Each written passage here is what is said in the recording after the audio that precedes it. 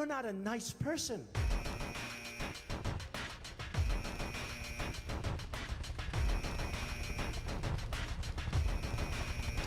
You're a loser. They don't know what they're doing.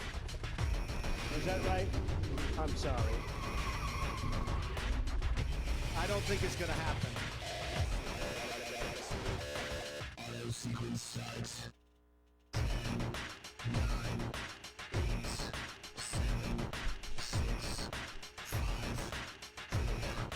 3, 2,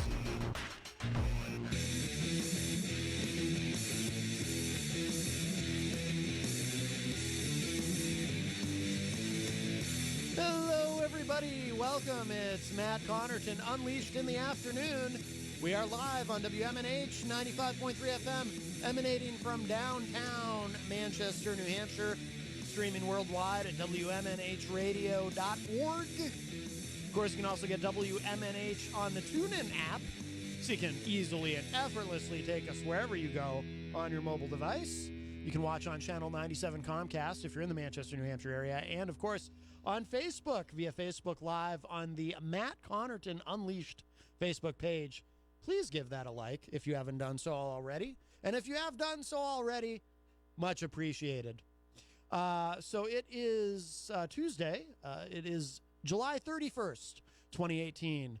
The last day of July. July is kind of my favorite month because I love summer. And August is still summer. Actually, part of September is still summer technically.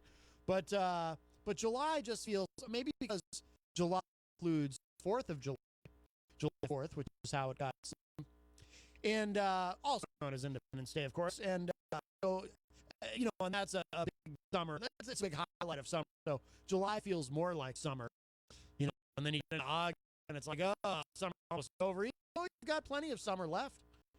Tomorrow, August 1st, left, plenty of summer left. Ever since I was a kid, once I got to August 1st, it was like, oh, summer's already over. It's like barely halfway over. But anyway, so here we are. 603-250-6007 is the number to call. 603-250-6007. Of course, also open. You can interact. You can on the Facebook Live chat during the program or anytime, actually. Matt Connarton's Facebook page. Anytime at Matt Connarton. On the second half today, I am told we have Naomi Andrews coming in, congressional candidate Naomi Andrews, running for the first congressional district here in New Hampshire for the Democratic nomination. She is or was Carol Shea Porter's chief of staff, so looking forward to meeting her. She did call into the show once before. Actually, John Hopwood was at an event, a campaign event with her, I believe. Or it was something for Carol Shea Porter, and Naomi called in. So looking forward to meeting her in person and talking with her. So she'll be here in the studio. At least if I understood John correctly, she's going to be here in the studio. Let's see. In the meantime, well, there's always, I don't know if you've noticed this. I don't know if you've noticed about the Trump era, but it seems like there's always plenty to discuss. We're never at a loss for fun things. But I want to start out with something fun that has nothing to do with Trump, because according to my favorite website, hopefully yours, rightwingwatch.org, and let me preface this. Part of we kind of call this our madness segment on the program. Some stories that I get from Right Wing Watch, but I want to assure you, so no one's confused. What I'm about to say, this did not come from The Onion. This is not a satirical piece. This is real. Okay? I'm about to share with you after a disclaimer on you. This is not. This is 100%. Ready? Here we go. Big erotica GOP candidate tries to have his image on TV. And Bigfoot erotica is in quotes. By the way, I have friends who are authors. For example, one of my closest friends, Kendra L. Saunders. She's been on the show. Or at least, actually, we've never had her on this this incarnation of Matt Connarton Unleashed, but she's been on when I used to do the TV show she was on, and back when it was just a little podcast. But anyway, you know, I know authors who write various in various and stuff.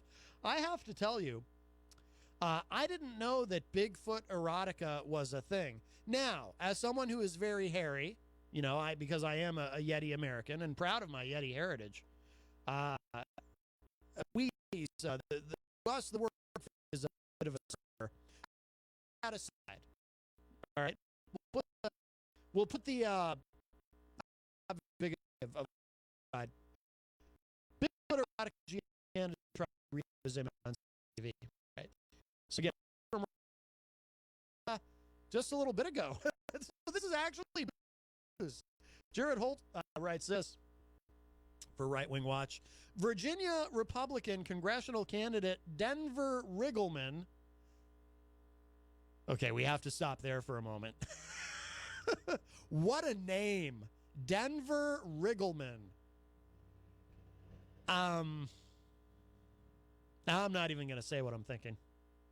Denver Riggleman has turned to Mark Levin's CRTV outlet to defend his reputation after his opponent, Democrat Leslie Coburn, drew attention to an Instagram post from Riggleman that featured an erotic sketch of Bigfoot. By the way, Mark Levin, if you're not familiar with him, he does air in this market here here in Manchester on a different station. I won't mention which station because I feel, well, obviously they are a competitor of ours. I'll give you a little hint, though. Right now, while this show is on here, Howie Carr is airing on that station. So that's kind of like a big competitor in the market with this program for Local Talk. But you're listening to this and not Howie Carr. And I thank you for that. Unless, of course, you're one of those people who, you know, you usually listen to Howie Carr and you just thought you'd take a sampling of what I'm doing and then you're going to go right back to Howie Carr, in which case I say, damn you.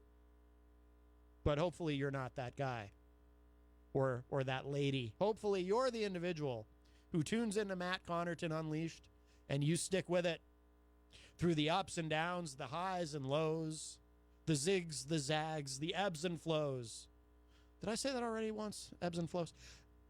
You're here and you're here for the long haul. You're committed to this program and I appreciate that. Or program, if you prefer, whichever pronunciation you might like. I just appreciate your commitment or commitment.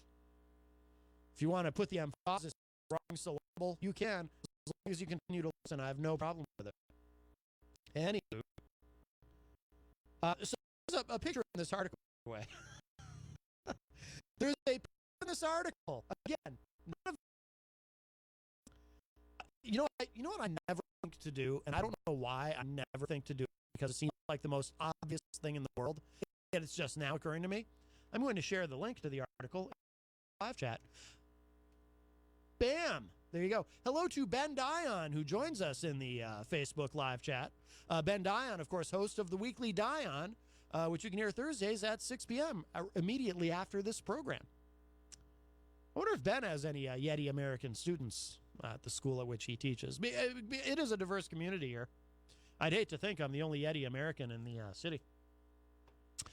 It's just lonely. It's a lonely feeling, you know. Anyway, okay, so there is in this article, and I just shared the link in the Facebook live chat. So if you'd like to play along at home, you can. It's like the home game. And yes, in the article, from the Denver Riggleman, I'm really kind of stuck on that name.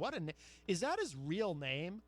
Because whenever I hear a name that's so unique, I just assume it's fake, right? Like Wolf Blitzer. Well, you know that's not.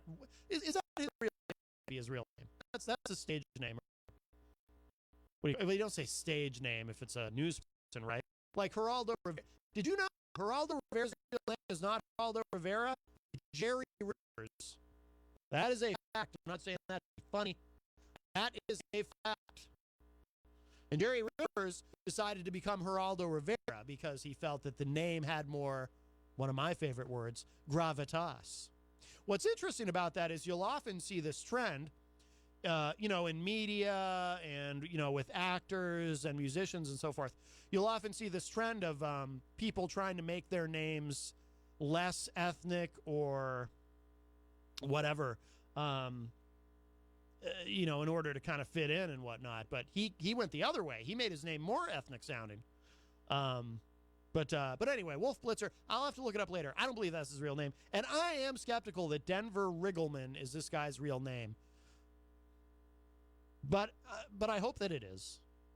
If it is his real name, hats off to his parents. So there is, from Denver Riggleman's Twitter, there is a picture, and it is partially censored, of something from his work, his Bigfoot erotica. And it says here under the picture, he tweeted, cover hashtag making foot almost complete. I hide nothing in this magnificent home. Don't erase the censor box. Oh, how could you? It's on your computer. You can't. Oh, I get it. He's just being a little. He's being a little salacious. He's being a little bit of a tease. That Riggleman. He's. Don't erase the censor box. Whatever you do, you don't want to see what Bigfoot has on. Because Bigfoot. You can only imagine what else is going on there. But we won't go any. Don't erase the censor box. Whatever you do, says Denver Riggleman. He's feeling a little saucy, I think, but he posted that. Okay, so Leslie Coburn tweeted, my opponent, Denver Riggleman, running Corey Stewart, was caught on camera with a white supremacist. Now he's been exposed as a devotee of Bigfoot erotica. This is not what we need on Capitol Hill. Oh, Leslie Coburn, I disagree. I say 50% of them. You don't need any more white supremacists. I agree with you there. Devotees of Bigfoot erotica, I say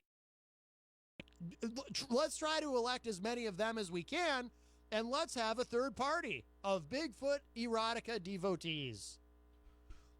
I mean, look, I'm tired of waiting for the libertarians to get it together. I really am. I mean, I might even play it later on the show if we get to it.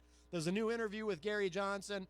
I'm fed up with the libertarian. I mean, look, I voted for Gary Johnson twice, 2 elections in a row, and I am embarrassed. I will acknowledge as such. So, I'm done waiting for the libertarians to get it together as a third party. It just ain't happening. I know there's been a little bit of progress. We've got a few libertarians, actual official libertarian members, libertarian party members in the New Hampshire House. That's great, but come on. By now, they should be doing better. Time to start something new. Time to try something different. I say, let's all band together and push for candidates who are devotees of Bigfoot erotica, and let's see what they can do. Or not. I don't even know if this is a good idea. But I don't know if it's a bad idea. Hey, what matter? It's not ideal. Let's do it. I mean, in politics, it doesn't really matter if it's good or bad. Oh, he's got an idea. Well, that sounds crazy, but so why not? Hey, as Trump said during the 2016 campaign when trying to court the African American vote, what do you have to lose? What the hell do you have to lose? Pardon my French with the HE double hockey sticks there, but I was quoting Trump. He actually said that.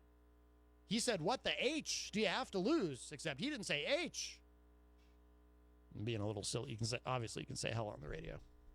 You can even put it in a song, as Pat Benatar once famously sang, hell is for children. That's kind of a different thing. Let's see. Getting back to this, again, this is from rightwingwatch.org, and I did post the article, the link to the article in the Facebook live chat. It says here, more notable, however, is the fact that Riggleman has campaigned alongside, you know what? As I read the rest of this article, wherever it only has his last name, I'm going all the way. I'm including his full name. because I want to seize the opportunity to say Denver Riggleman as many times as I can. After I'm done this, I may never get to say his name again.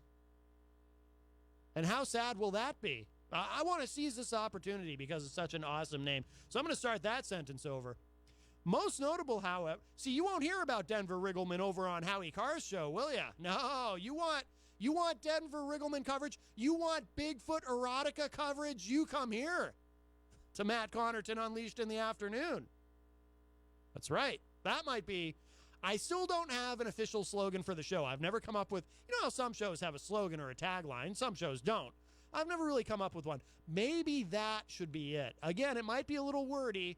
It should be something that would fit on a t-shirt or a bumper sticker, ideally. But I'm thinking, I'm just spitballing here. Something like Matt Connarton Unleashed in the afternoon. Your destination for Denver Riggleman and Bigfoot erotica. It is wordy. It's a mouthful, but I don't know if there's a way to make that roll off the tongue a little easier. Maybe if we flip it around, your destination for Bigfoot erotica and Denver Riggleman. I don't know. I'm going to have to play with that a little bit. Okay, getting back to the article. So it says here, more notable, however, is the fact that Denver Riggleman, Bigfoot erotica devotee, put that in there too. Because how often do I get to say that? I mean, I did. Now, I will acknowledge, I did in high school. Some friends and I had a punk band called Bigfoot erotica devotee, but that was a long time ago. Okay. More notable, however, is the fact that Denver Riggleman, Bigfoot erotica devotee, has campaigned alongside white supremacists such as Isaac Smith of Unity and Security for America, and has not rescinded his endorsement of Virginia Republican candidate Corey Stewart in the wake of revelations of Stewart's ties to neo-Confederate and white nationalist activists. Should that surprise anyone? I mean, hey, what? Remember Trump's comments. There were very good people on both sides. There were Bigfoot devotees, white supremacists. You know, he didn't say it quite that way. I take some license with the words of our president. As a broadcast journalist, I should not do that.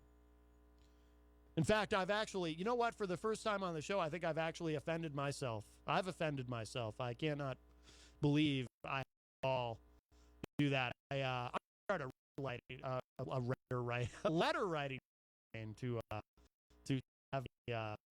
kicked off the air or something. Does anyone do that anymore? Letter writing campaigns? That's probably a thing. That's like the past, right? With the internet, nobody writes letters anymore. I'm talking like it's a show in the 1960s or something, which would be before I was even born. Let's see. But given CRTV's conservative slant, it's entirely predictable that the network would rather help Denver Riggleman, Bigfoot erotica devotee, rehab his image. In a segment for TV program Kibbe on Liberty, host Matt visited Denver Riggleman, Bigfoot erotica devotee, to ask him to clarify his connection to the world of Bigfoot erotica. You know what? And I want to give Matt Kibbe mad props here. I remember seeing Matt Kibbe years ago on cable news. He was like a Tea Party guy. He was really heavy with the Tea Party. I don't mean heavy as overweight. He was really heavy into it. It was going on cable television and shilling for the Tea Party. And then he evolved to a libertarian. Now he's a libertarian. But I have to give him props because exactly, I mean, as a broadcast journalist, that would be my first question too. You know, I would clarify, you know, Denver Riggleman, you are a devotee of Bigfoot erotica. Please clarify this for us and explain. And, you know, maybe you could even show us some of these Bigfoot stories that might get us a little, you know. Riggleman this week. Just to let everyone know, and skeptical. I have to tell you, that points me a little bit about our friend Denman, Bigfoot Erotica Devo. Skeptical. If he's not all in, I'm sorry, man. I'm all out. I'm not. I don't even know what I mean by that, really. Let's see. Denver Riggleman, a Bigfoot erotica devotee, goes on to explain his elaborate knowledge of Bigfoot lore and says he's happy. He fought for the freedom for people to, quote, believe in any kind of Bigfoot you want, unquote. He then proceeded to brush off his Bigfoot erotica post as a practical joke. Oh, what was it? And Riggleman, Bigfoot erotica devotee, I almost said enthusiast. I should have said enthusiast. I should have just run with it. Switch it up a little bit. I'm going to go ahead and do it. I'm taking a mulligan. Denver Riggleman, Bigfoot erotica enthusiast, said, quote, I love the fact that I fight for freedom to people, that I fought for the freedom that you can believe in any type of Bigfoot you want. You know, what is the true Bigfoot? By the way, I read that exactly as it was written. That didn't even make sense. Or did I misread it? Perhaps I'm confused, and I have wondered, especially recently, if about the possibility that I'm suffering, in fact, from adult onset dyslexia. So anything is possible. But let me try it again. I'm going to read it exactly as it is here. I love the fact that I'm fighting for the freedom to people, that I fought for that freedom, that you can believe in any type of Bigfoot that you want. You know, what is the true Bigfoot? Well, I think I can speak for all of us, Denver Riggleman, Bigfoot erotica enthusiast and devotee. Haven't wondered that. Actually, entirely possible that not a single person listening to me right now ever wondered that. But still, he sounds like a nice man. He sounds, I mean, aside from the whole thing, yeah, that's a problem. But other than that, he's a person. Let's humor him a little bit. What is the true Bigfoot? If you have thoughts on this, give me a 32407. You can open Facebook chat. 36007. I see Fred Bonig from the Daily People.org joining the Facebook Live. Fred, I wonder, do you have any stories in the Daily Ripple about Bigfoot erotica? And if not, you should. It's all the rage. All the kids are doing it or reading it. And hello to Matt Hart, who joins us in the Facebook Live chat. Hey, Matt. I haven't seen or talked to Matt in a long time. And Peter White of The Morning Show with Peter White and the Moose. I communicated with Peter earlier via text message. I was very distressed hearing the replay of The Morning Show. My friends, if you didn't know, apparently Bill's Donuts is no more. Bill's Donuts is closing. Bill Duncan, I believe is his name. He called into The Morning Show. He said, that's it. He hates donuts. He hates people. He hates everything. And he's done. He finished work at 11:30 p.m. last night, and he's done, and he was very emphatic about it. And it hurt me to hear that. You know, it hurt me in the stomach, you know, because, you know, in terms of food and any kind of food product, I always say it's my stomach's world, and you all just live in it. It hurt me in the taste buds. And, you know, look, not to be too dramatic about it, but it kind of hurt my soul.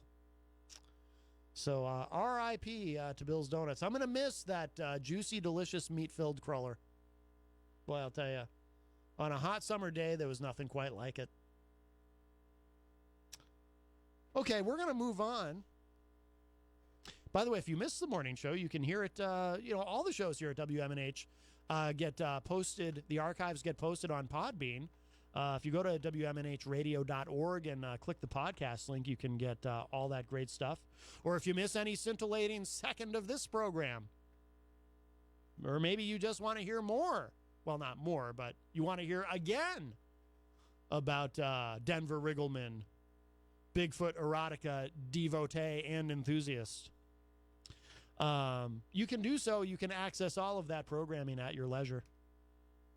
I suggest that you do so post haste. Well, but not right now, because I'm on live. Let's see. All right. So, well, let's. It is breaking news. I don't know if you all heard. There's this guy, Paul Manafort, who's on trial, and that trial started today. Some of you might be familiar with him. I did hear Trump speak about him recently, saying something like, "Oh yeah, Paul Manafort. He was. I think I worked with him for like 3 or 4 days or something." No, I'm exaggerating a little bit, but there was. I don't have the audio queued up, but Trump was saying to reporters, I think he was part of the campaign for like 45 days or something like that. It was actually 5 months. But no matter what they want to tell you, as Bill O'Reilly used to say, or maybe he still says, facts are stubborn things. Paul Manafort was chairman of the Trump campaign for 5 months. He helped with the organizing of the delegates at the Republican convention. We have a call.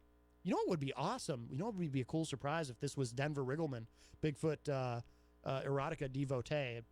But could we be so lucky? Hi, welcome to Matt Connarton Unleashed in the Afternoon. Who's this? Oh my gosh, I'm so unused to getting an answer on this line. I forgot to remember who I was to tell you. Are you Denver Riggleman, Bigfoot erotica devotee and enthusiast? No, it's just Ridley all up in here. Oh, Dave Ridley all up in here in the house. Oh, yeah. So yes, you've been gone so long, and I called a few times and never gotten through. So I just decided I'd call this time, but I was too lazy to even think of something to talk about. Oh, my goodness. Well, were you listening earlier? Do you have any thoughts on Denver Riggleman, Bigfoot erotica devotee and enthusiast? Not really.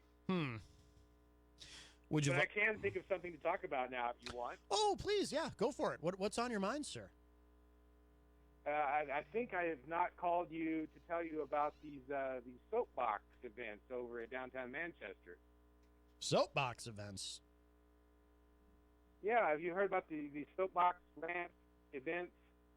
I've not heard about this, but sometimes I walk around in a haze and I don't notice anything. Tell me, Dave. Okay. Well, I guess the Senate candidate, the Republican Senate candidate, Carla Garrick, is having a series of soapbox events at the City Hall where you can, instead of her speaking, although she might speak too, but instead of just her speaking, you can speak. You're just the average person. Oh.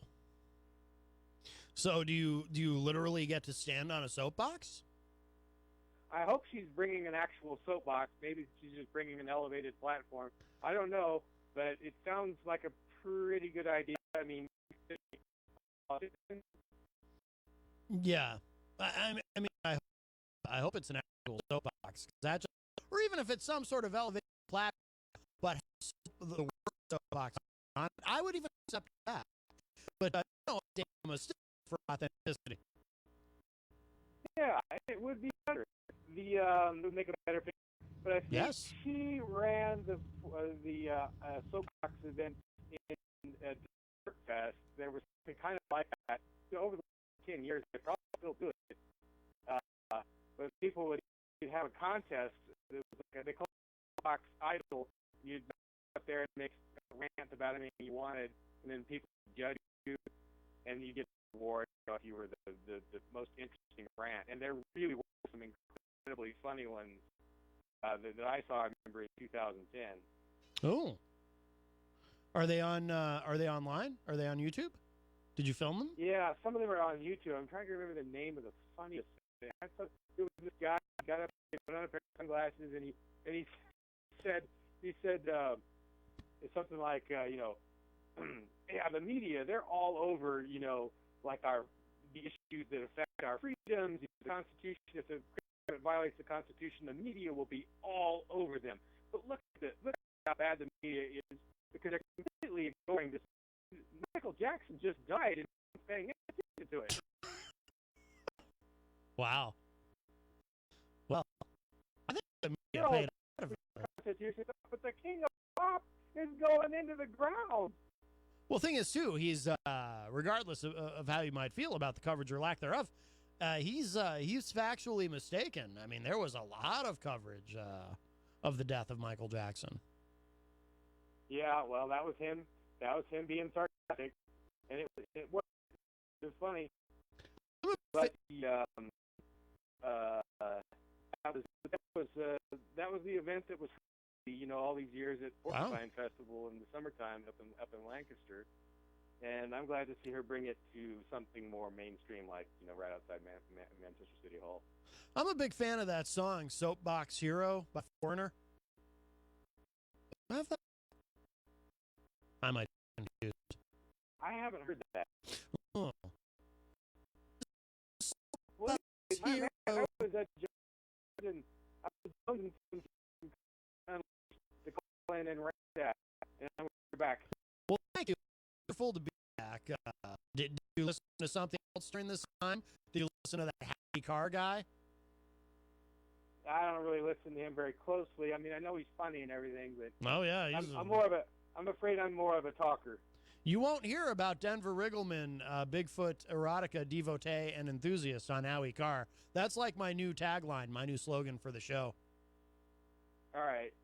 Do you think it's too wordy? It may change at some point. Your tagline has changed before, hasn't it? Yeah, I mean, I've had a lot of ideas, Dave. I've had a lot of ideas for taglines and slogans, and I just, I can't seem to commit to one. I think this one's going to stick, though. In the house. Matt C. in the house. That's almost not wordy enough. I mean, those are all one-syllable words. Yeah, what was it? George Orwell said, never use two words when one will do. Did he say that? Yeah. Because sometimes these quotes are attributed to people who didn't actually say them. I mean, is he actually recorded as saying that? Well, he wrote it down, I think. I think I read it in one of his books. I think it was that essay, Politics in the English Language. Oh, okay. I'm not sure that's where he wrote it. But that's just such a brilliant expose of the way people misuse language for political purposes. Oh, absolutely. Absolutely. Yes, indeed. Well, very good. And Dave, so it's great to talk to you. We'll let you go in a second, but do you have anything new as far as because we haven't talked in a while up on online? I mean, do you have any new videos that are exciting and provocative? Well, I've been in Colorado, and I won't be back for a couple of weeks. Oh, you're still there? So I've been on I beg your pardon? You're in Colorado now? Correct, yes. Oh, wonderful. So I have done a sort of a First Amendment audit at the Air Force Academy here in Springs.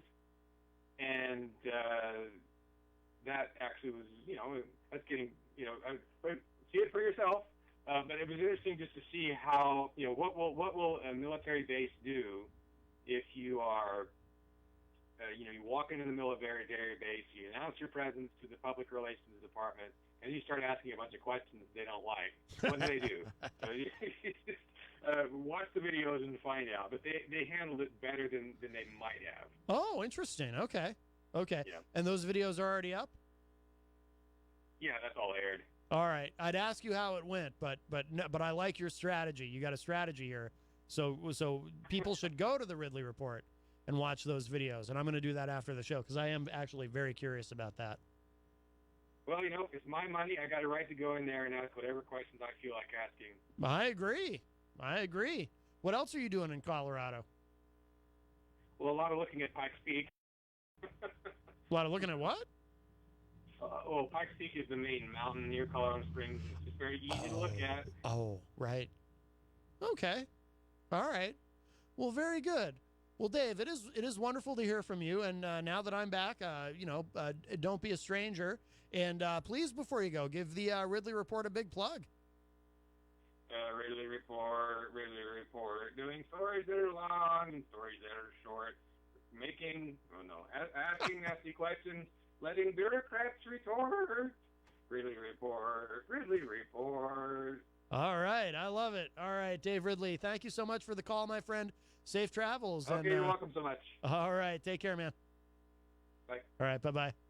All right, Dave Ridley from the Ridley Report leaves us. That opens up a line for you, 603-250-6007.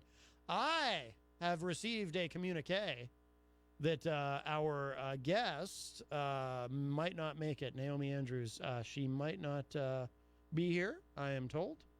That's okay. We will make do. I hope that she has not been kidnapped by Denver Riggleman, Bigfoot, rocket, DJ, and enthusiast. Let's see. Oh, in the live chat, hello to Lenny Lorenz, who is the morning show very often. I like how he fits in there, by the way, on the morning show. Kind of just makes little comments in the background, but it's good. He's got actually a very good sense of timing. And hello to, and I don't think I've ever said this name out loud. Forgive me if I butcher. Amy Lacauzo Grimm. No, I did that wrong. Loscalzo, it looks like. Loscalzo. I'm telling you, I am suffering from adult onset dyslexia. It's terrible. And you know what? I want to, I'm self-diagnosing. I don't know if that's true, but I think it's time.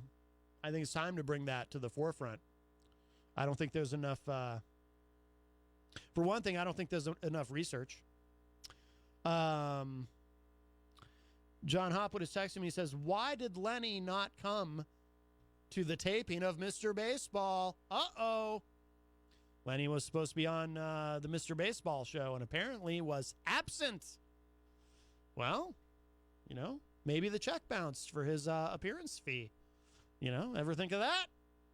Come on. All right, let's see. What should we do? No, it's only 20 of. We got plenty of time. Let's dive some more stuff. There's always lots of things going on. Oh, when did I start? I started to get into something, and then Dave called. What was I starting to get into? Pray tell.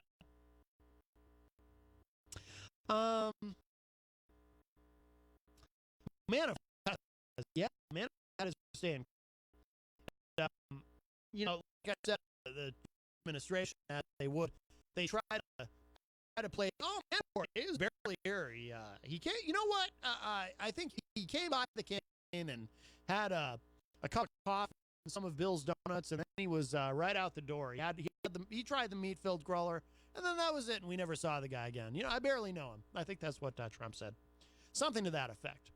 But here's what's happened on day one of Manafort's trial. By the way, so I heard somebody bring this up. Why has he or when his attorney's on for some sort of plea deal? I mean, they're just on a trial. There's no way, but by anyone's estimation, there's no way this guy doesn't get convicted and spend the rest of his life in prison. So why? I mean, does he just have nothing can flip with? It's interesting. I mean, he's just, or maybe he just won't flip with anybody because he's so loyal. I don't know. So, Politico, prosecutors accuse Manafort of violating tax and bank laws. Says here, special counsel Robert Mueller's prosecutors accused former Trump campaign chairman Paul Manafort of violating tax and banking laws during opening arguments in his trial today, while the defense team tried to shift blame to Manafort's ex-deputy Rick Gates. Remember him? Was he the one Trump said was basically a coffee boy?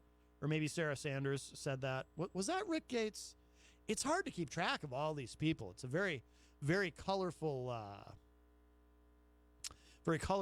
cast of characters. Let's see. Rick Gates, who cut a plea deal and is cooperating with the government. So Rick Gates cut a deal, as we know. It says here, defense attorney Tom Zenny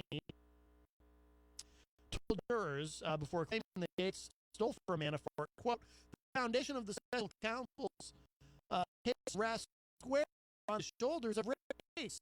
He embezzled millions of dollars from his longtime employer. He abused his position of trust, unquote. The prosecution said Manafort was so intent on funding his extravagant lifestyle that he had tens of millions of dollars in income earned from consulting work in Ukraine. Prosecutor Uzo, oh, that's a cool name, Uzo Asonyi? I don't know. I just like the name Uzo. That's cool. Uzo. I'm going to change my name to. Wouldn't it be awesome? Okay, so that guy, Denver Riggleman, wouldn't it be awesome if his middle name was Uzo? So then I would have to call him Denver Uzo Riggleman. Phototica and Devo. Maybe if his name was his middle name was Denver.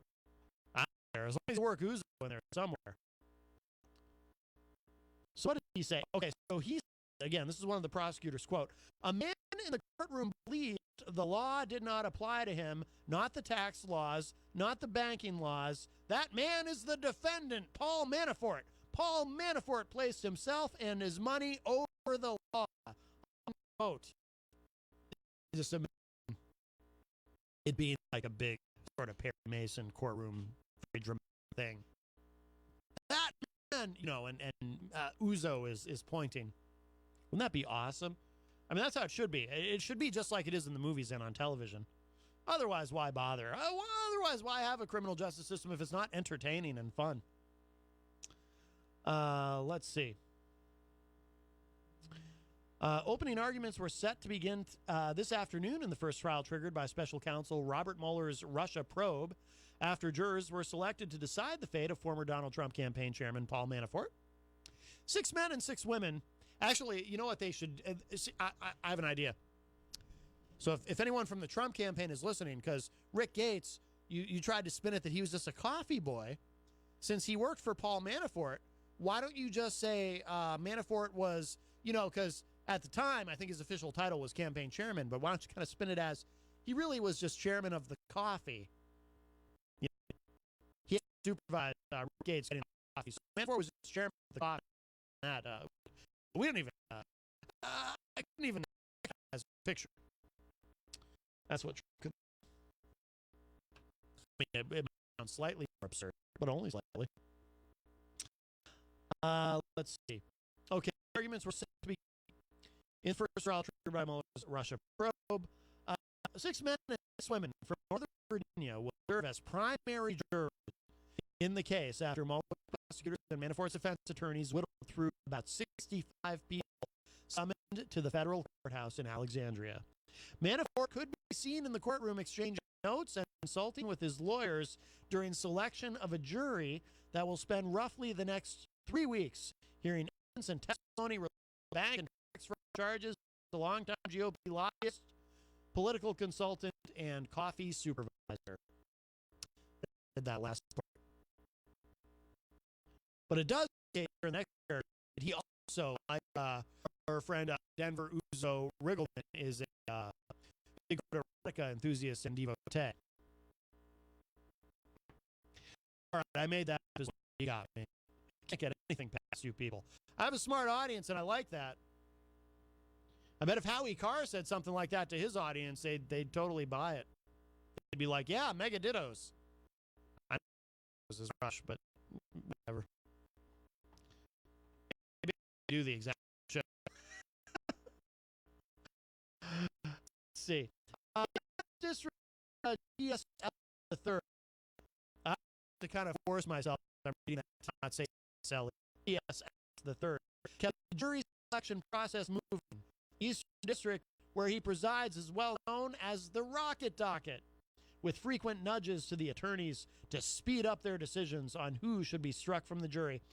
But he also worked to keep the mood light amid more than 20 bench conferences as lawyers for both sides questioned prospective jurors and then haggled over the results.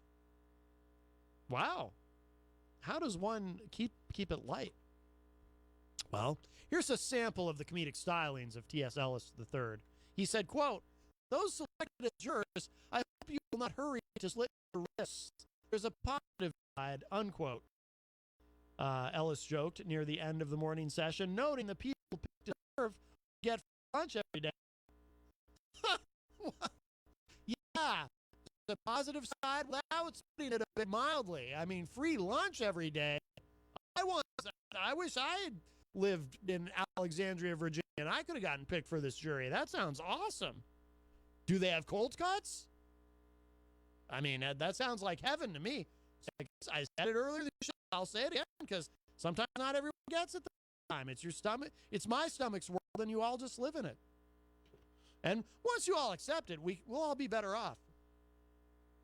I mean, you know, they could have Bill's Donuts delivered every day, but Bill's Donuts is out of business. No meat-filled crawlers for these jurors. Maybe have a pizza buffet or something. Ooh. I want to be a juror. Heidi Hamer in the Facebook live chat says, you're in a dark hole. Oh, yeah? Maybe you're in a hole. What do you think of that, Heidi? I'm sorry, Heidi. I don't mean to be. I got to. I felt like you were attacking me. Tell me I'm in a dark hole. So when someone says that to me, my natural response is to back and say, no, maybe you are. So I feel bad now. I hope we can get past this, Heidi. I hope you'll forgive me. Please forgive me. I know not what I do. Remember that? That's one of, that's a Bryan Adams song. That's from later in his career, you know, when he got to be like really, really terrible. I hope we don't have that in rotation here on WMNH. If we do, my suggestion of the powers that be here would be to remove that. You know what we do have in rotation here? And I was very excited. I didn't expect to hear it. Psycho Circus by Kiss, which was a big radio hit when it came out in, what was that, 1999? Yeah, it was 98, 99.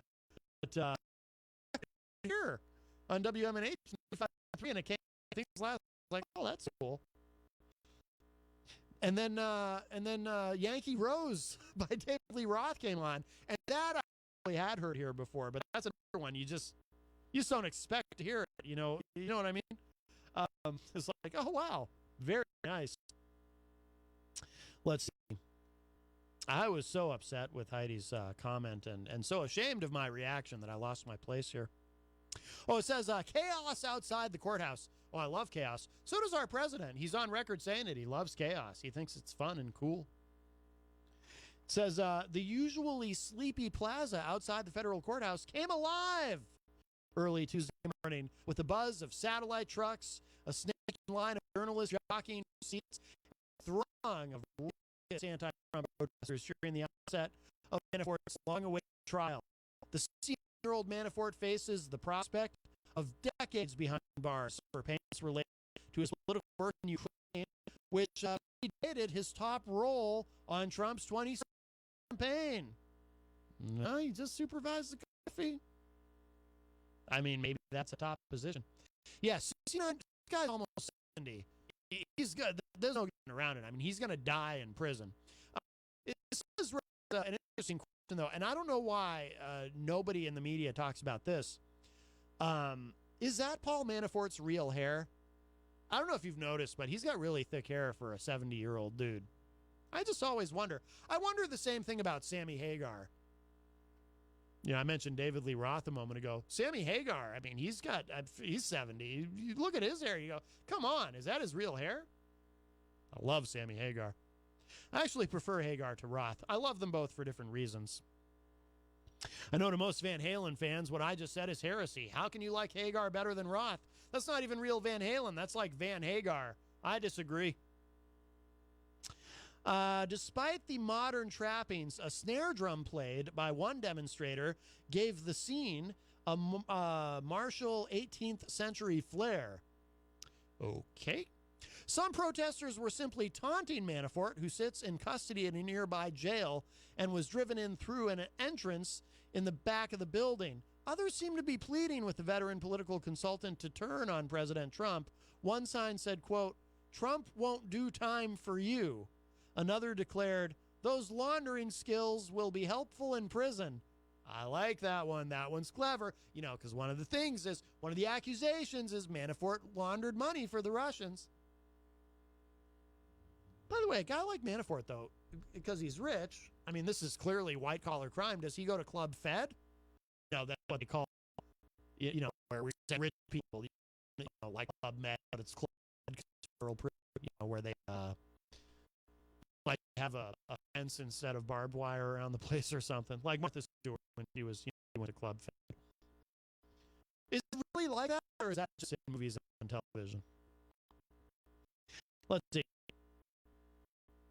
Maybe that might be a myth. I mean, or maybe it looks better, like it looks cleaner and nicer, but you're still at risk of getting shanked in the shower. I don't know. Let's see. So, a bewildered Mrs. Manafort loses her seat. Inside, Manafort, clad in a jail jumpsuit, but a black business suit and blue and white pattern tie, looked on glumly as Ellis kicked off 5 questioning of potential jurors. Following a brief pretrial hearing Tuesday morning, Ellis directed spectators to vacate most of the gallery. At one point, Manafort's wife Kathleen and Manafort spokesman Jason Maloney were ousted from their seats by a marshal.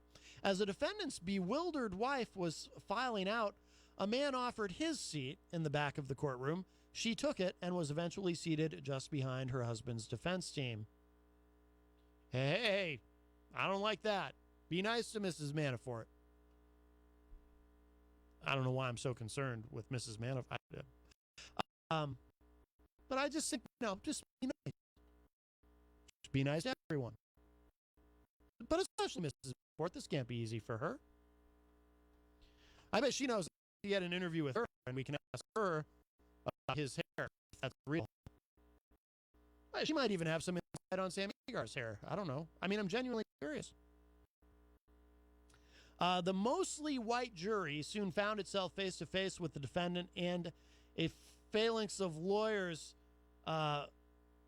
who swiveled their chairs to face the audience, presumably to search for any hints about their demeanor and leanings. The Manafort attorneys flanking him, 5 in all, outnumbered the 3 prosecutors taking lead roles in the case. Greg Andres and Brandon Von Grack. Wow, there's another cool boy. I'll tell you what, I thought Denver Rugelman was a cool name. Brandon Von Grack. That's awesome. What an awesome name. I just feel, I'm jealous. I just feel like my name is, like Matt Connarton. Like, this is kind of a dull name. Why can't I have a cool name like Brandon Von Grack? I mean, I guess I could, right? I could legally change my name. Oh, God, there's paperwork involved in that, isn't there? Oh, who has time? I don't have time to fill out forms. I'm a busy guy. And you probably have to get it notarized. Oh, what a hassle. Forget it. I'll stick with my name. I don't even care. You can have your cool Brandon Von Grack. I don't even care. And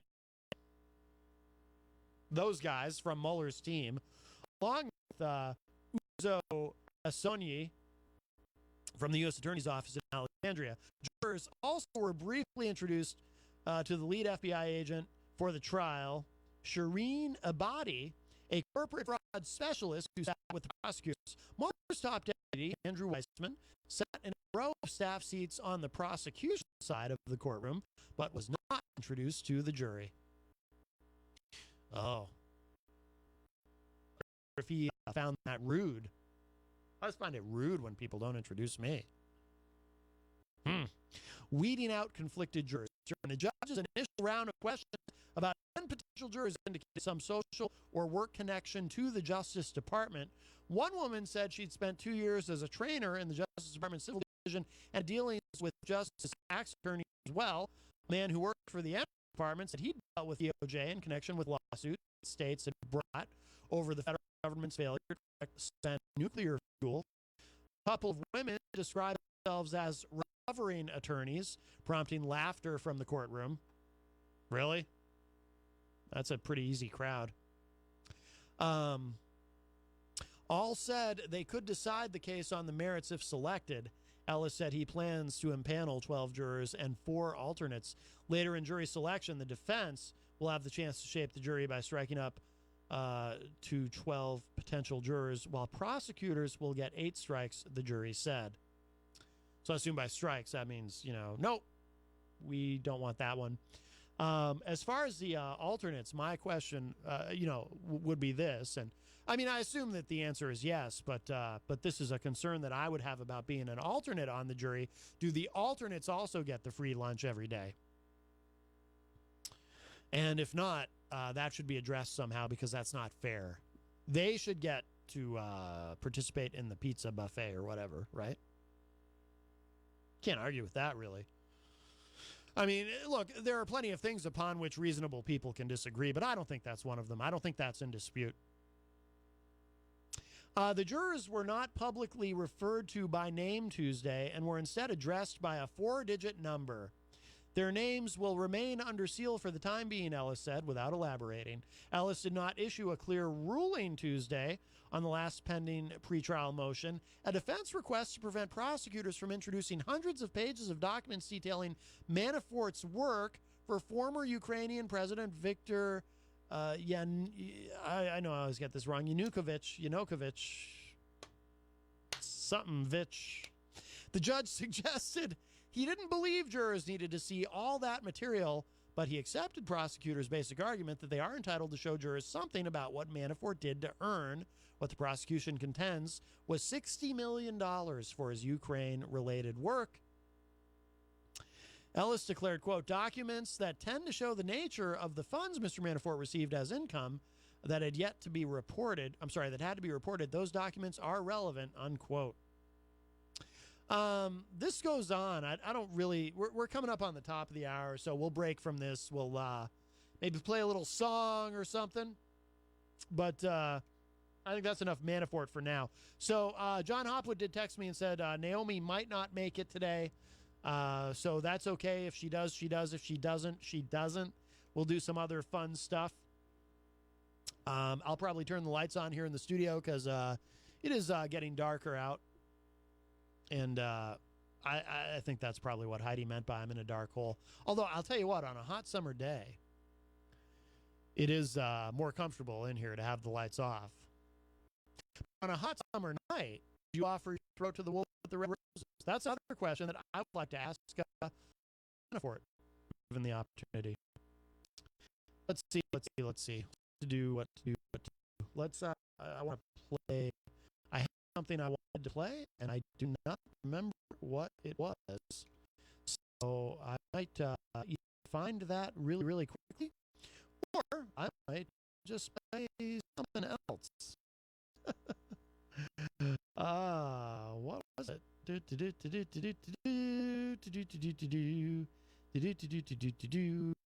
have something. Oh yeah. I want to play this. This is a song that Fred from the dailyripple.org had sent me that I don't think I ever got around to playing on the show. It's a great track. It's about greed. I think Fred sent it to me one day when we were talking about Wall Street. But yeah, let's go ahead and play this because this is really good. And I hadn't gotten to it. It's the Band of Heathens, and it's called Golden Calf. So check this out, and then we'll be back with more Matt Connarton Unleashed in the afternoon. We are live on WMNH 95.3 FM, and I'll be back in a few minutes. Poor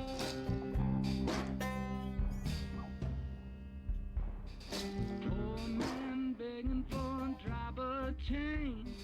Rich man running from a ball and preacher man pulling it for a Democrat. The hate more seconds on the golden cage.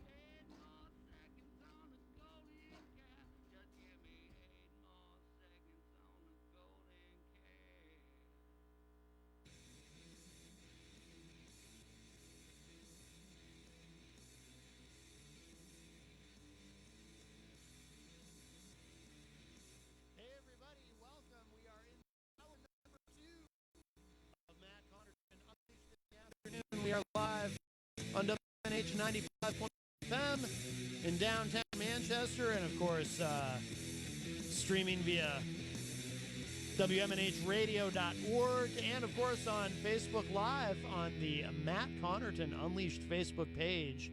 If you haven't liked the page yet, I hope that you will. It would be awesome of you. And I'll be your best friend forever.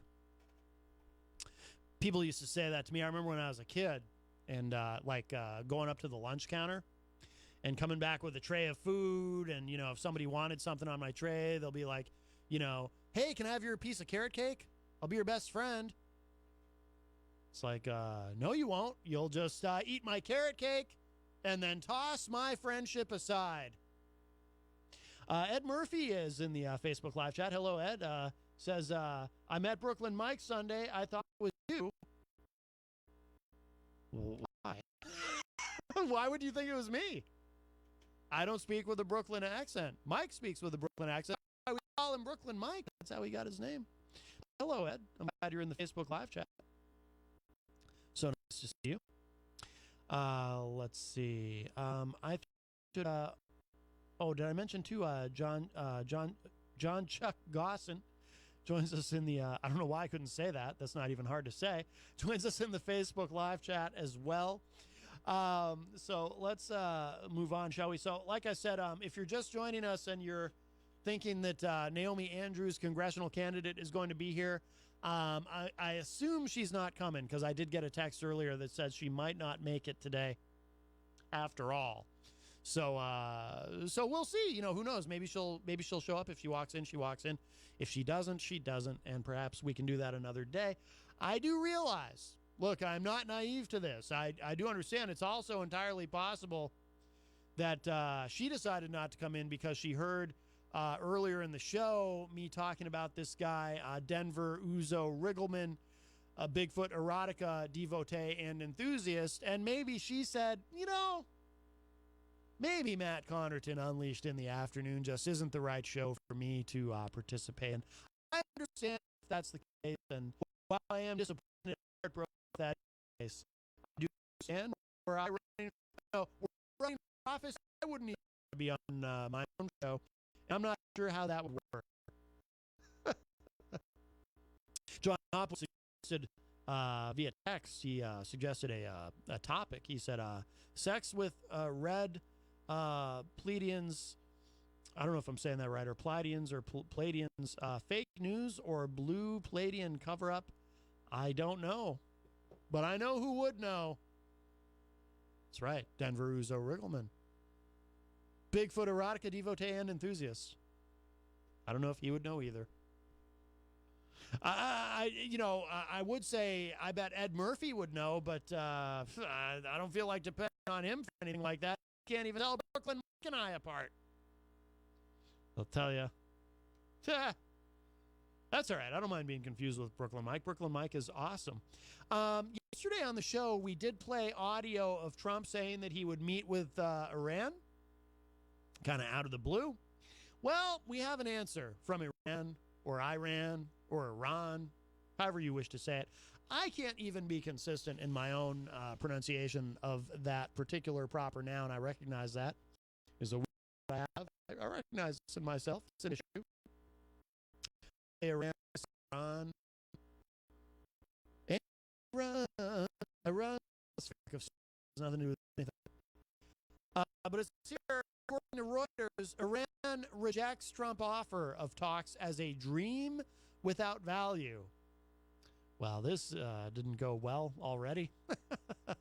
Says here, senior Iranian officials and military commanders today rejected U.S. President Donald Trump's offer of talks without preconditions as worthless and a dream, saying his words contradicted his action on reimposing sanctions on Tehran, of course, the capital of Iran.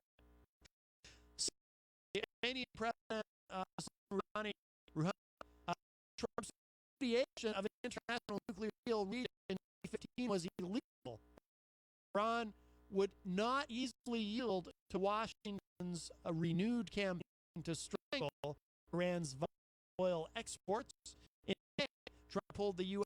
out of the multilateral deal concluded before he took office, denouncing it as one-sided in Iran's favor. On Monday, he said that he would be willing to meet Rouhani without preconditions to discuss how to improve relations. Rouhani's foreign minister said that Washington could blame itself for ending talks with Iran through the deal.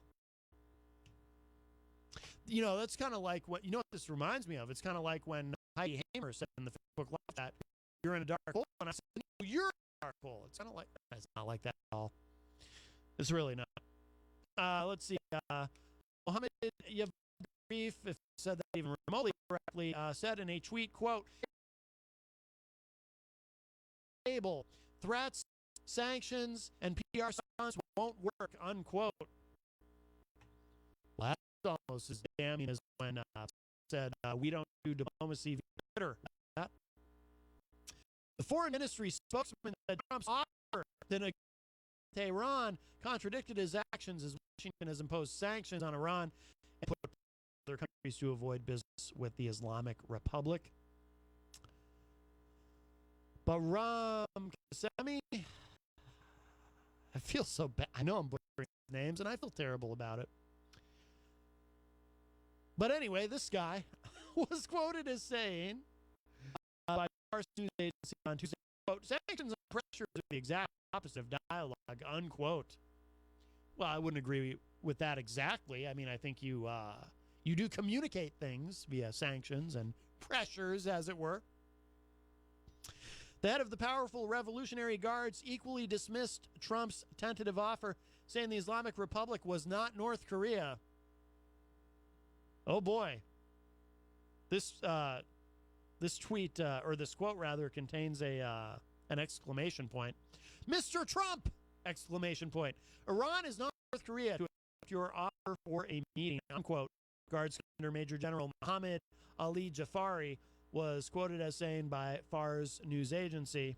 He added, quote, even U.S. presidents after you will not see that day, unquote. The head of Iran's Strategic Council on Foreign Relations said Tehran saw no value in Trump's offer, made only a week after he warned Iran it risked dire consequences if it made threats against Washington. Kamal Karazi was quoted as saying by the semi-official Fars News Agency, quote, based on our bad experiences in negotiations with America and based on U.S. officials' violation of their commitments, it is natural that we see no value in his proposal, unquote. On foreign relations, set up a supremely viable committee to help formulate long-term policies for Iran. The move to force new negotiations has for now reunited Iranian hardliners who opposed the nuclear deal and activists like Rouhani, who championed it, to Iran's economically crippling standoff with Western powers. Ali Matahari, the deputy speaker of parliament, who's seen as part of the moderate camp, said to negotiate with Trump now retaliation. He told the state news agency IRNA, quote, if Trump is not withdrawn from the nuclear deal and has not imposed sanctions on Iran, there would be no problem with negotiations with America, unquote. A senior State Department official said on Tuesday, U.S. Secretary of State Mike Pompeo will not meet with his Iranian counterpart in a meeting of Southeast Asian in Singapore this weekend. Israel, which opposed the nuclear deal and encouraged Trump to withdraw from it, seems not concerned with the U.S. offer to meet Iranian leaders. A senior Israeli official told Reuters today, quote, Israel is in continuous contact with the American administration. Senior American officials have stated there is no change in America's firm policy on Iran, unquote. Under the 2015 deal, the fruit of Rouhani's efforts to seize Iran's international isolation to help revive its economy, Iran curbed its nuclear program and won relief from Western sanctions in return. There's more to this if you want to read the whole thing. It gets into how the Iran nuclear deal plays into this. But we'll move on to something else. I do have some other stories I wanted to get to, but like I said, we did play the audio yesterday. Trump was like, yeah, I'll meet. I'm a fan of meeting. Trump was kind of just very sort of, hey, yeah, let's do it. Let's get together. Cool. No preconditions. I don't care. I'm worried about it. It is a very Certainly, like so many things about Trump, unique approach. Because usually, and this isn't a criticism of Trump, say this, by the way, just to be clear, saying to be critical. Because doing things differently than they've been done, in and of itself, is not a bad thing. Doing things differently than they've been done just for the sake of doing them different is not necessarily in and of itself a good thing either. But typically, presidents they're not at ground zero of negotiations with foreign powers. It's usually other diplomats and folks in the administration, secretaries of state, and so forth, who are involved in initial negotiations, and then the president gets to kind of go in at the end and make everything official and do the signing and whatnot. So Trump's kind of turned that on its ear. He certainly did that with North Korea and seems to want to do that. So I guess Naomi Andrews is here, but she's a shapeshifter. She is a form of the people's mayor, R.J. Willett, unless you're actually Glenn R.J. Willett. I am. Who you talking about? You don't sound like Glenn. Are you Glenn? C'est moi. Hey, you're Glenn. No, Hopwood had booked Naomi Andrews, congressional candidate, to be on the show. But apparently she might not make it. But I have a theory, the people's mayor, Glenn R.J. Willett. It's possible that she heard the first hour of the show. Heard me, and I don't know if you're familiar with this gentleman. Denver Joe Riggleman, Bigfoot erotic. And I'm going to try to get him on the show. I'm quite fascinated by him. But she may have heard me discussing him and said, how can I follow that? I see. What, was he on the phone? No. I was just talking about him. I'm going to try to get him on the air. I want to know more about this Bigfoot erotica. Even though, as a Yeti American, I do object to the term Bigfoot. I feel it's a slur. But Richard, for the show. No, I'm kidding, of course. But oh my goodness, you just said that. I can't believe you. So very distracting. How are you, Glenn? Oh, you're tall. I love it for sure. Red is my favorite color. Thank you. It's got a snake pattern. Well, I literally, and all kidding aside, this actually went through my head. I was thinking it reminded me of something in the perhaps late 1990s. Something that would have been worn. No, by, actually, the shirt was just given to me brand new out of the package. Well, this is something that would have been worn by professional wrestler Jake the Snake Roberts. Oh, I understand. Yes, a man whom I revere. Aside from his whole crack addiction and everything, but boy, he was, and his ring work was just okay. Actually, not that great, but that guy could cut a promo. Let me say that. And you feel like a yes, please. I don't think so. But do you have a snake? Do you have a snake in a bag with you? No, that'd be awesome.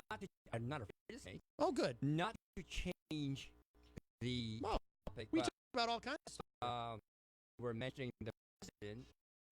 Seems to have a preference that he takes his White House staff, including the department heads, like the Secretary of State, asks for recommendations, and once he gets them, turns around and says, "Yep, we will do that." Then, or goes on the news and says, "No, will not take the recommendations." Well, I think he got an answer. Yeah, I was surprised at the answer. Tell you why I was surprised. Really? I was surprised that one of their recommendations that one of them, well, they ought to respect other countries too. So I agree. Yes. Two, that we had an agreement. We're the ones that pulled out, not them. But and it was verifiable. It was a no trust agreement, meaning the American or the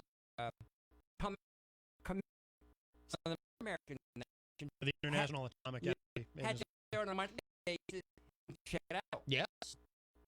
Well, how did we go with North Korea? They are now developing new weapons, yeah, which will put atomic bombs on it. And now they're mad and it says San Francisco, Los Angeles, Chicago, New York, and D.C.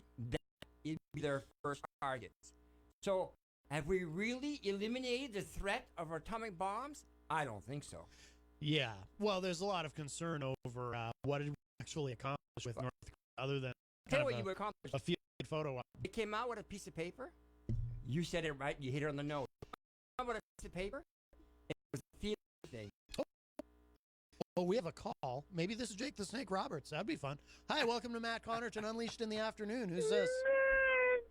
Oh. It's Melania? No. Who's mean? I think this is Melania Trump. What do you mean? What do you mean to Mrs. Manafort? Oh, Mrs. Manafort? Is this Mrs. Manafort? I wasn't talking about Mrs. Manafort. Who the talking in background next? Just talking about your president. Our president.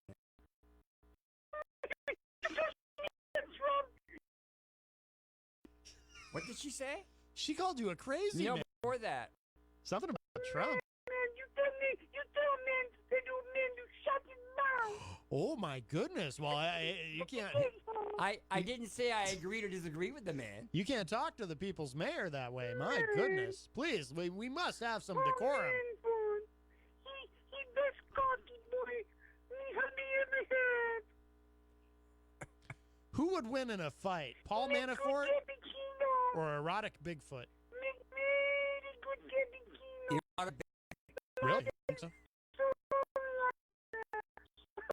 I'm so sorry. Oh, I think she hung up, but that was Glenn. I mean, that was very big of you to apologize like that. Well, if I offended her, but I didn't say I agreed or disagreed with Trump. I just gave my opinion. Yes.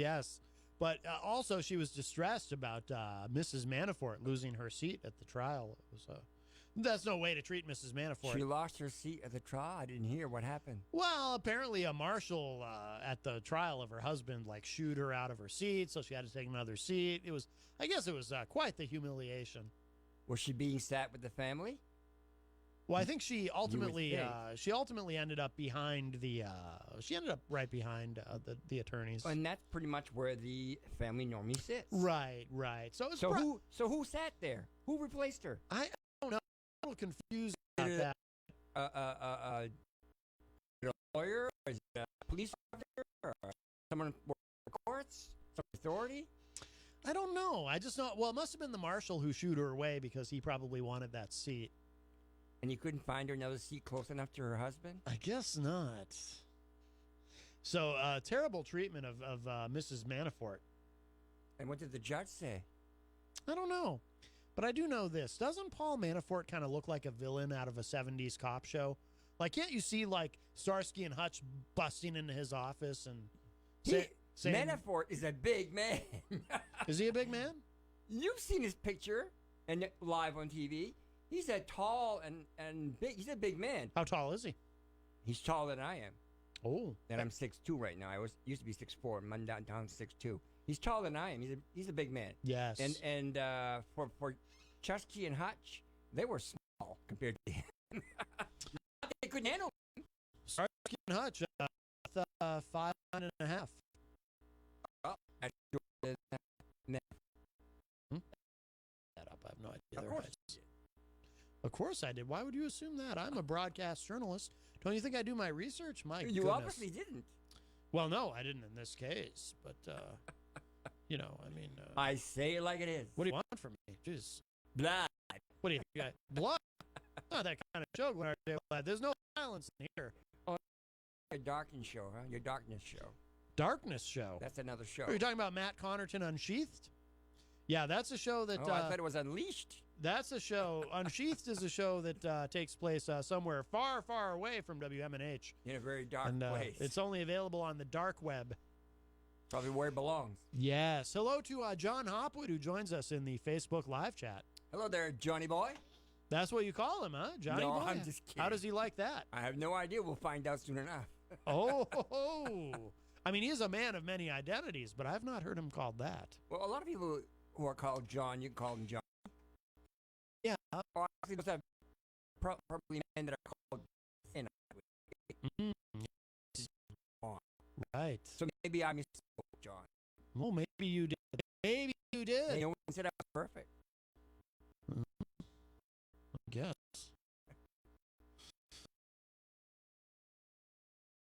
On your. Well, I see you brought. How dare I you? don't think it's human today. You think so? It's getting there. Tomorrow will be the worst. Oh, really? Why? Probably a lot of rain tomorrow. Oh. When it's very humid, it causes rain. John Hopwood says hello. Hello, John. Comment ça va, Mr. John? What does that mean? How are you doing, Mr. John? Oh. Oh, now it's Mr. John. Oh, now he says goodbye. See, I don't think he liked you calling him Au Johnny. revoir. I don't think he liked the Johnny thing. I think you've upset him. Oh, well, goodbye, He's a very upset man. I have to apologize again? Well, you probably should. You should apologize to John. I think you should apologize to Melania. I think you should apologize. Why am I to Melania? I never said anything about her. I think you should apologize to Mrs. Manafort. And Really? I think you should apologize to the Iranians. I mean, I know I have broad shoulders, but they're not that heavy. And, well, that'd be weird if your shoulders were heavy. And, Well, you are laying a lot of weight on them by me apologizing for something that I never had a word to say in it. I see. Yeah. You trying to weigh me down? No. Ain't nothing gonna break your stride. That's for sure. Ain't nothing gonna hold you down. That's for sure. Oh, no. You got to keep on moving. I got the spirit. You do, yes. The spirit of what, though? That's a little vague. You've got the spirit. There are many kinds of spirits. What are you talking about? Spirit of 76? No, the spirit of life, the spirit of higher power. Spirit of higher power. That's being polite so that I respect everyone's religion. Oh, why'd you want to do that? That's no fun. You saying you are no fun? I've seen you had fun before, even at my expense. See, huh? When is Speaking, that happen? Like, dare. I didn't get it. Yes, yeah. I missed last Wednesday. A lady that was supposed to be a massage. Forget her name. Butini or something? Yeah. She went to court. I didn't hear what happened. Have you? I'm not sure either, actually. We should Google it, because I think she's been charged with something. I would think so, but I missed the news that night, and somehow they haven't repeated it, so couldn't have been too important, right? No, she's an attractive lady. If you, And she's very old. I don't She's in know her if 20s. She just got a college, didn't she? she Well, she got her first, I believe. Butini. That was It says here. Oh, that's right. The whole I so what happened? Was her first court, I believe. I don't know. And it happened last Wednesday. There's a lot of articles here about her. Trying to figure out exactly. Oh, here's something salacious from the New York Times. Maria Butina suspected secret used sex in her plan. We knew that. That's been on the news. Oh, well, you Heard know. that. fairly- Called Mhm. on her. Now they're thinking he might be an accomplice. They are investigating him. Oh. Oh. The tangled web. Who's that? Oh. Oh, my goodness. 4 years, Russian accused of being a covert agent, pursuing an effort to infiltrate conservative circles and influence powerful Republicans. While she secretly was in contact with Russian intelligence operatives, a senior Russian official and a billionaire oligarch close to the Kremlin, whom she called her funder, the federal prosecutor said, the woman team carried out interest deception began in 2014, if not earlier.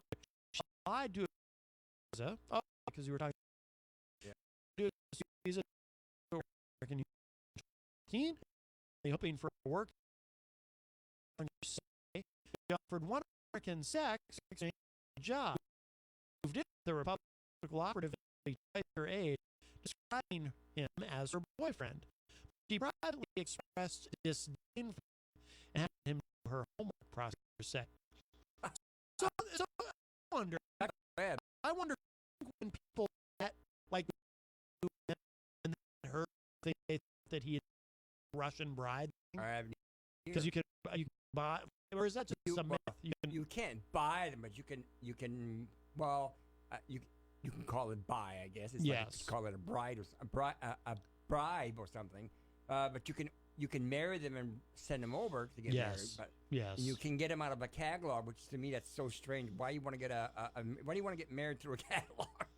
Pick a wife. Yeah. Well, I imagine it's been modernized now, and it's Probably. you can do it through a website, which seems far less. Of course, no. It does seem very, very strange. Yeah. But anyway, this billionaire Russian oligarch not only support in name. I don't think it was to Paul Ness because he was related with Russian. Mm-hmm. Remember, before he got the job on the campaign, the only people he really worked for were Russians. Mm-hmm. Or Russian related. Yes. And then this oligarch's son, visa, actually, he joined the campaign.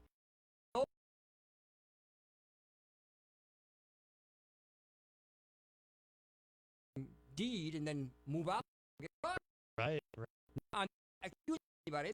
They're still testing like fall where the evidence show. But that if that's true, that shows another pattern. Pattern continues. Yes. Well, so the NRA. What's his name? New guy in the White House. Used to be in the House with George Bush. He was very tough on Russia. He's got in there. John Bolton? Yeah. Yeah. Went along with that NRA and actually went to Russia. I mean, he had a big summit. Conference. I have a theory. I don't know if you heard about it last week on the show, Glenn, that it's possible to believe that John Bolton's mustache is actually controlling the actions of John. And it's really in control. He had that mustache for a long time. He had it on George Bush's White House. I know. I don't trust the mustache. And then, but do you trust your mustache? Well, I don't really have. You can mustache. But I keep what it do I have? well trimmed. Well, yeah, but he's got that big brushy thing that it doesn't look natural. Everybody likes it different. I think it's its own entity. And I had a dream, Glenn R.J. Willett. I had a dream that I woke up in the middle of the night. His mustache was hovering over me. Oh. And it started cackling at me and threatening me. How dangerous is that? Well, here's the worst part of the whole thing, Glenn. I'm not sure it was a dream. I know you to be a imaginative person. That's a bit too imaginative. Maybe a dream. But, here's the guy that was always the Bush administration was very, very tough on Russia. No way to get away with anything. And what did he do? Did he swallow his pride? He had to advise the president and let the president say that, well, I really believe Putin, he's right in front of me, and he said it had nothing to do with it. I really believe my own. So then he came back to America and said, I misspoke. I really believe. Really? Convinced? Are you? Well, I mean, make him an incredible offer. Yeah, what was that offer? I think it was a coupon book or Burger King. Now you're funny. No, it was, of course, to, have some Russian intelligence officers help with the Russia probe and maybe interrogate some Americans. So let's imagine this theory. Yes. President Trump wanted to invite President Putin before the primary or before the election. Oh, hello to Matt DaCosta, who joins us in the Facebook chat. Matt. And the Republicans said, that's not a good idea. Because if it doesn't well like the first one. We're in the middle of an election. So, okay. So Peter said, okay, I'll take care of my friend. I'm going to invite him over to Moscow. He's now waiting for the proper letter. Probably come in from an embassy from Russia and say, here's the letter. Yeah. That's how it normally happens. And you think he won't go? Of course he'll go. Oh, Putin come to the White House? No. Or Trump go to Russia. Yes. And then they can have another private meeting where they're not allowed to know what was said. Now I'm going to a guess here. Now he's speaking in Florida. Who was a candidate. I think he's. I believe the guy represented on the Republican side in Florida is already a senator, and he's just going to campaign for it. Okay. Knowing what we already, must have looked into it, and some of that speeches come out in advance sometimes. Some of it does. Of course, he doesn't have to follow it either. More often than he doesn't follow it, he always rejects it. Oh, yes. And he has that right. I don't follow that. But it's going to be about him. So it's going to be about Miller. It's going to be about Michael Cohen and the girls, and on and on and on. Yeah. So if I was that candidate, and that's exactly what happens, yeah, I would never again to campaign for me.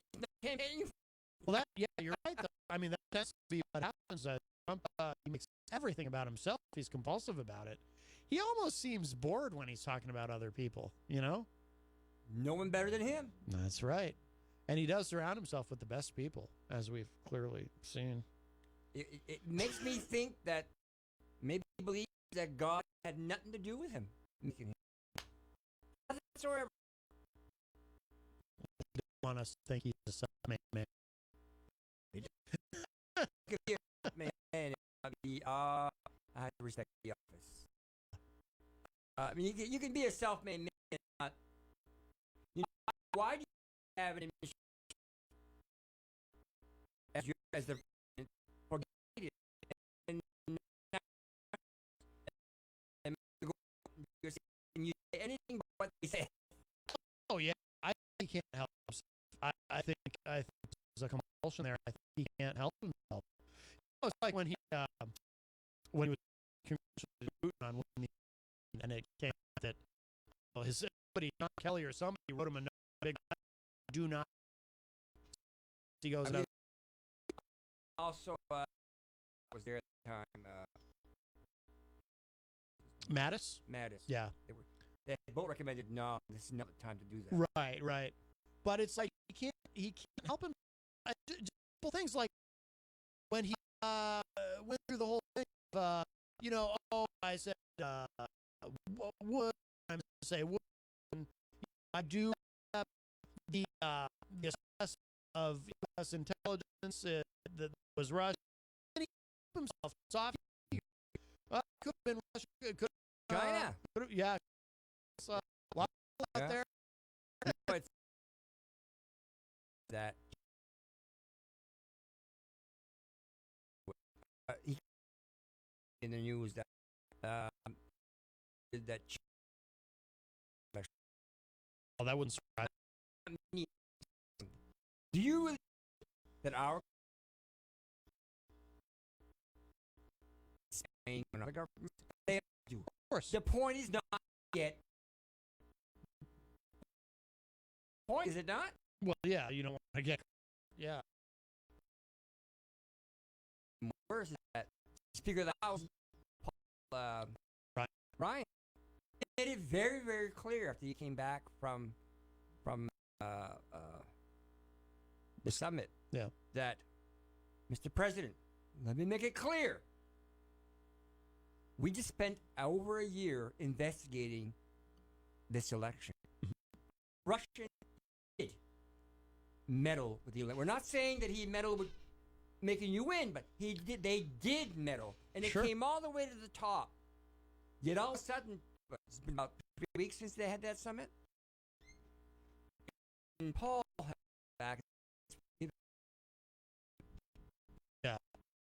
Yeah. There mean, Paul Ryan doesn't have much. He's not.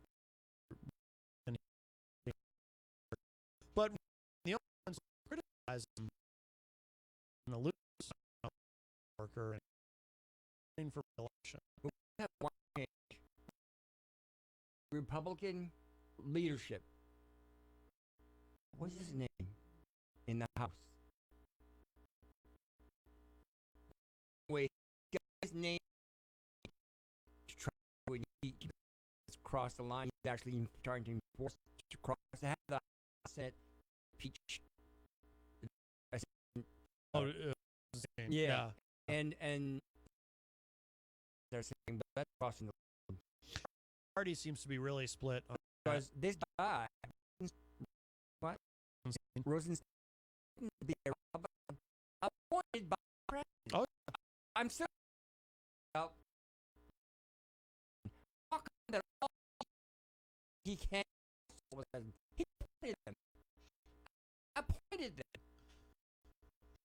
Yeah. Does that make someone a good judge of character? Honestly, the whole thing makes him so guilty. And, Trump's forces want to judge this, but he's really so complain so much. He constantly threat. He doesn't talk about Mueller, firing Mueller, but that's how he's going to do it. So let's do his dirty work. The Congress.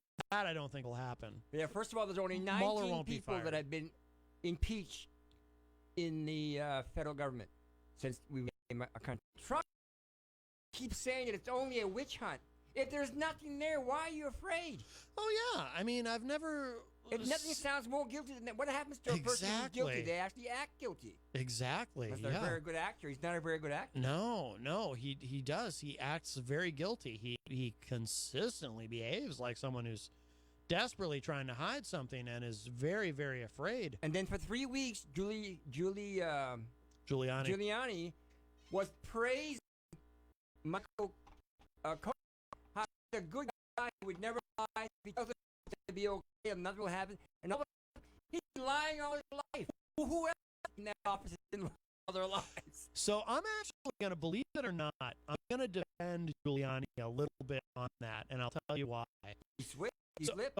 So at first I thought, obviously everyone criticized Giuliani, saying, well, wait a minute, he's Michael Cohen's a great guy and honest, and now he's saying he's a liar. Giuliani answered that. He answered that to, I think, first to Chris Wallace, Fox News Sunday. Mm-hmm. And this actually, there's logic. I mean, now, granted, I understand. I'm going to defend Giuliani very tepidly here, because I understand he's completely disingenuous. But it's a strategy. But there is a lot here to say, well, I thought he was a great guy, but now that I know he was secretly taping Trump, and that's obviously unethical, and he should be disbarred for that, et cetera, well, now I think he's a bad guy, because what was he doing? There is a lot. Now, again. But I think it goes to prove, Matt, that Michael Cohen never really trusted the president. Oh, of course, yeah. No, he didn't. And what do you do when you do that? And remember, it was an insurance policy. It is because he's the one that did the dirty deeds. Right. Well, that's evident. Well, there going to be some, sir. You also need to protect yourself. Correct. So it's smart to do that. He was. Maybe unethical, but smart. And but Giuliani's defense of himself and his lot, there is logic there. Again, it is disingenuous. I'm not doing it, but I'm just saying, people say it's inconsistent of Giuliani. Well, no, I know, because... Where's Giuliani tomorrow? Oh, I hear you. It is. Be over. There's a more afternoon he endorsed, and Edward, get his last name, running for Congress, Republican side. Oh, Edward. Yeah. And there's going to be a fundraiser for Eddie Edward, which is going to be there as well, in Portsmouth. Now, I wonder if he's really going to endorse him or just talk like Trump talks. What's going on?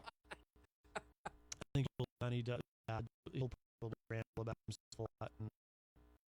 Boy, that guy made a lot of money off of 9/11. Going around giving speeches about 9/11. Yes, still making money. America's I'm staying here. mayor. Yeah. He's not doing this for free. Well, no, I wouldn't think so. But Now, Giuliani, is he any different than Cohen's new attorney? No, is it the one that the TV guy, the Davis? Lanny Davis? What are they doing? They're exactly made. Both of them are made for TV. Lanny Davis Yeah. and Giuliani. They're two sides of the same coin. Yes. And they are doing the dirty deed of these men. And they are projecting it. It's like a war on TV. Mm-hmm. It's worse than a soap opera. What about if all your dirt comes out now? It goes home. Remember, it's not just the opinion that decides. It's going to be the jury and the judge. They go on facts.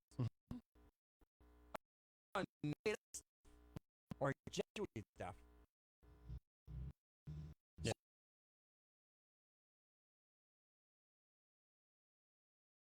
Funny. Lanny Davis is far more, I think, skillful than Much more classic. Giuliani has a consistent tendency to just make things worse. Giuliani has changed a lot. He's gotten older. I wasn't going to say that. Yeah. I mean, some people think he heard Joe Burrow say on program. He's losing his mind. Without proving he's not a doctor for that, I have to wonder, though. He does have crazy eyes. You call that the crazy eyes? Oh, Not always had. Remember, this guy, he used to be a prosecutor and a lawyer, such a lawyer, prosecutor, and he used to defend the gangsters. the prosecutor. He did both. With somebody. Oh, his name does end in a vowel. There are people that then vile and they're very honest people. I agree. I'm not saying that he's dishonest. I know. I was just kidding. Disingenuine, I It should was say. a joke. Is that a better It word? was a little joke. Disingenuine. Your name's about. What are your stats on it? What My life. do you? You can't too many. Here. You have so many vowels. There are 3 E's. Yeah, that's easy. French. Oh, yeah. Giuliani made things even worse. Hello to Chris Rose. Hi, Craig. Going to be your chief of staff. When Well, you were, if you ever. A trusted fellow and very understanding of issues, and he knows when to opinion and when not to, and he's very good with the public. And you need a chief of staff that can handle the public. He could have been your fixer. Oh no, I don't need a fixer. Oh. Needed a chief of staff, but I didn't need a fixer. Oh, okay. Well, you might have eventually. If, No, I don't things- need a fixer. Sometimes things get out of hand. Nah. You don't have to exaggerate the truth when the truth is there. You don't they say the truth will set you free. Yes. That's not always true, though. What if More often than not. what if the truth is you committed a crime and you go and confess? It won't set you free. You'll end up in jail. Yeah, that's true. That's why I never anything. But when a man I do something bad, I get a go- fixer to hide it. go in the middle of New York, New York, and I can murder someone and I'll get it. President. Yes. Chris, the Facebook stream is extremely choppy. I noticed that on this end, too. I don't know why. I think we have perhaps a connectivity issue Or today. maybe you're being bumped. Maybe. Maybe. We do have some hot issues here. We have some what? Hot issues sometimes. Hot issues. Yeah. Well, it is controversial. Well, it is summertime. Or as I like to say, summertime, summertime, summertime. Summertime, summertime. Is that how you keep summertime. yourself heated in the winter, by having controversial discussions? Nah, I just sit around going summertime, summertime. Like the song. You like that song? Is that your favorite song? It's not my favorite song, but it's a good song. Is it your yeah. favorite song about summertime? No. Okay. What song about summertime? Hot fun in the summertime. Who's this line? Don't you like? It's okay. Do you like Summer in the City? By I do summer in the sun. who is that? Hot times. Summer in the City. It was sung by many people, but who was the writer? Whose original song was it? I can't remember now. Maybe Chris Rose knows. Maybe he does. Do you like Summer Nights by Halen? There's so many summer songs. There are a lot of summer songs. Katy Perry song. What is it? Oh no, it's California, but it's kind of about summer. Well, there it's always summer, I suppose. Oh, you know what I was going to say about Giuliani? He has a tendency to make things worse because he started talking about this other meeting. Yes. This second and meeting. now it's coming to haunt him, isn't it? Oh yeah, and then on Fox, like he mentions this other meeting, and they're all suddenly nervous. Like, what do we do? How do we? Like, they didn't say it out loud, but you can see the panic in their faces while he's there talking about this other meeting on the show. I think it's called Outnumbered, and they're sitting there like confused, like how do we? You know, because it's Fox's job to kind of put a positive spin on matters Trump, and you know, unless it's Shepard Smith. Which is great. He's awesome, but and you can see the panic in their faces. Like, how do we? You know, all of a sudden, he's talking about a second meeting, and then this thing too. So now the new line is, he's using the OJ defense about collusion. Oh, it's not a crime. There's no collusion. But he said it was, though. We were talking about conspiracy is the crime. Right. But he said, oh, there's no collusion. But even if there was, it's not a crime. And I call it the OJ defense because it was like OJ, you know, he said he didn't commit those murders, but then he puts out that book, If I Did It. You know, it's like, I didn't commit those murders, but if I did, well, here's how I would have done it. Or here's why my glove didn't fit. Right. Well, it didn't fit, so they had to acquit.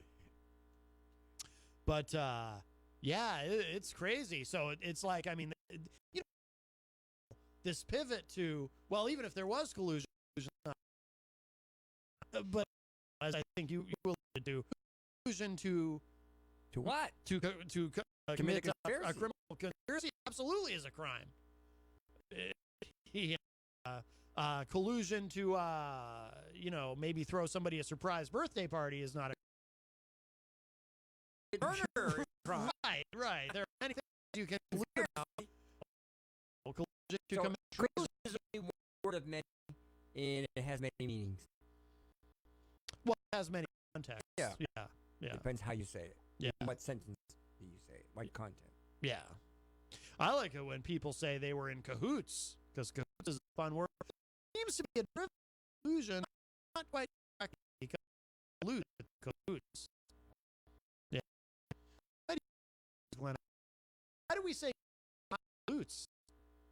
Cahoots sounds a lot more corrupt. English is so strange.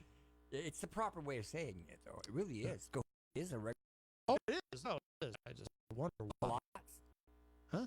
Culottes? Is that what you were calling it? Isn't that like a type of pants? Or is that culottes? That would be French. Culottes. I don't know. You know, around here we speak American. Do you really? American. You made it sound not very American.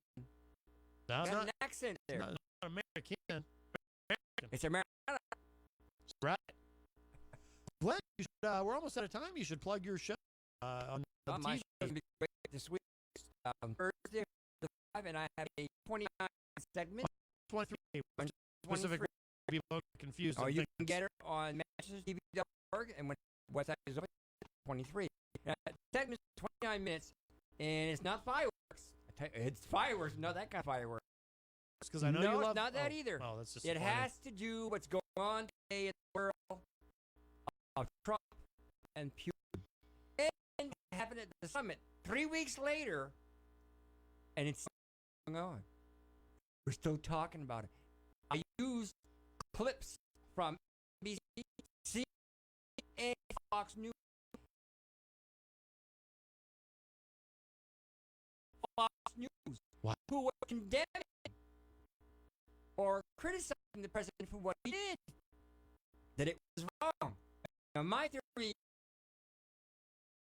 channel network that he loved so much, takes him out of the view. Always does. He pushes you aside and throws you to the wolves. Well, not with Fox, though. It could happen if they turn against him. Well, they'll never pull the turn against him. You don't know that. I mean, certain programs maybe, like, you know, clearly is against Trump.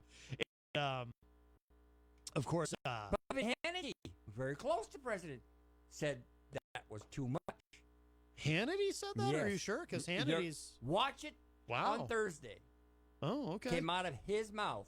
Wow. You'll hear his exact words. I'm paraphrasing, but you'll hear his exact words. That's what he said. Because Hannity doesn't like to ever criticize Daddy. When you call him, he called him. I'm sure he does privately. Because their nightly talks, you know. I'm sure. Well, of course they do. Apparently, Trump talks to him every night. I'm sure he says, that was, you did great, Daddy. You're the best president ever. Part of the segment says Trump comes off Air Force One when he's in Finland, and it says, just coming off the airplane, can't wait to get to the hotel so he can watch his favorite show. Of course. Of course. Well, you know, they do a thing on morning, because he also hate watches MSNBC, He allegedly, and they pretty much hates all the channels. and they except they sometimes on Morning Joe, like Joe Scarborough will say, "Hello, Don," and he'll talk directly to the camera. It's pretty funny, actually. All right, well, so that's so your show on Channel 23 Thursday at 4 p.m. Yeah. And then there's a replay Saturday evening, correct? at 8 p.m. and Monday at 9 a.m. and Tuesday at 1 p.m. and then somewhere along the way, a couple of times in the, between 1 and 4 p.m. Jeepers! A.m. Many is to see the program or program, depending on your preference of pronunciation. Program. Oh, is that how you say it in French? Yeah. Program? Program. Program? Gotta roll your R's. I can't roll my R's. I know you keep telling me that. I've never been able to roll my R's. You wouldn't make a very good Frenchman. Program. Program. Program. Program. You're getting there. Yeah, I'm getting there. Roll. Can you say roll? Really? No, roll. You gotta curve that tongue. You gotta curl that tongue.